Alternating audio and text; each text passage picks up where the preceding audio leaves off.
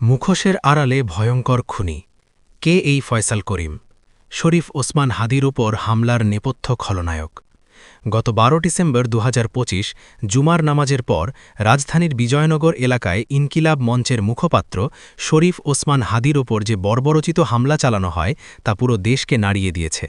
CCTV footage এবং পুলিশি তদন্তে বেরিয়ে এসেছে এক ভয়ঙ্কর নাম, ফয়সাল করিম। কিন্তু কে এই ফয়সাল করিম? কিভাবে তিনি হাদির এত কাছে পৌঁছানেন? আজকের ব্লগে আমরা তুলে ধরছি এই ছদ্মবেশী হামলাকারীর আদ্যোপান্ত। পুলিশের তদন্তে জানা যায় হামলাকারীর পুরো নাম ফয়সাল করিম মাসুদ, তবে অপরাধ জগৎ তাকে চেনে দাউদ খান বা রাহুল নামে। বাবার নাম হুমায়ুন কবির, গ্রামের বাড়ি কেশবপুর, বাউফল, পটুয়াখালী। বর্তমান অবস্থান, তিনি দীর্ঘদিন ধরে ঢাকার আদাবর এলাকায় বসবাস করছিলেন এবং সেখানেই নিজের আধিপত্য বিস্তার করেন।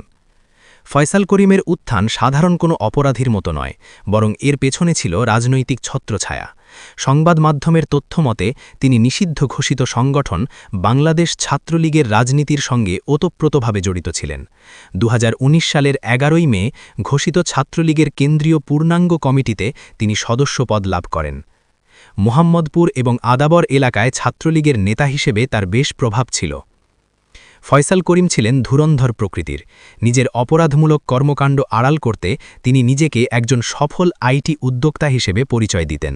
তার লিঙ্কডিন প্রোফাইলে অ্যাপল সফট আইটি, ওয়াইসিইউ টেকনোলজি এবং এনলিস্ট ওয়ার্কের মালিক হিসেবে নিজেকে দাবি করতেন। কিন্তু তদন্তকারী কর্মকর্তাদের মতে এগুলি ছিল কেবলই লোক দেখানো সাইনবোর্ড, যার আড়ালে চলত তার আসল কারবার। ফয়সাল করিমের অপরাধের খাতা নতুন নয়।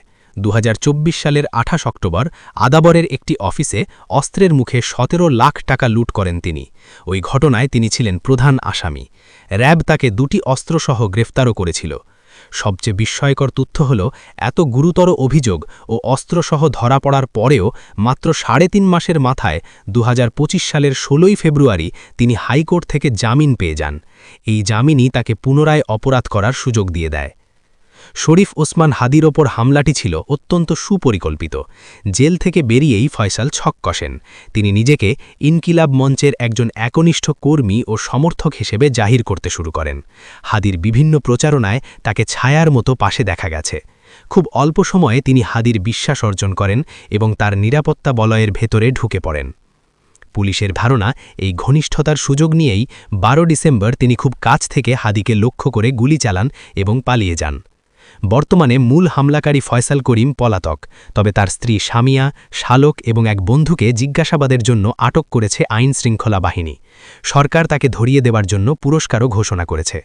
একজন দালি আসামি কিভাবে জামিন পেয়ে রাজনৈতিক ছদ্মবেশে এত বড় ঘটনা ঘটাতে পারে, তা আমাদের বিচার ব্যবস্থা ও নিরাপত্তা নিয়ে নতুন করে প্রশ্ন জন্ম দিয়েছে। আমরা আশা করি খুব শীঘ্রই এই মুখোশধারী অপরাধী আইনের আওতায় আসবে এবং শরীফ ওসমান হাদি ন্যায় বিচার পাবেন।